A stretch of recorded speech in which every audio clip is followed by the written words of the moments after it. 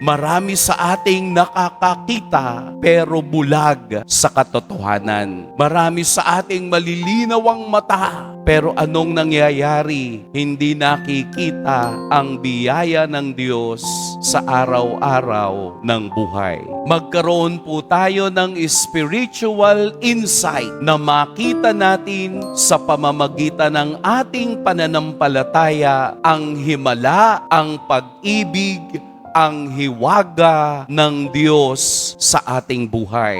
Palalimin natin ang ating koneksyon, ang ating debosyon, ang ating pananampalataya sa nag-iisang Nuestro Padre Jesus Nazareno. Amen. Pagpalain tayo ng poong may kapal.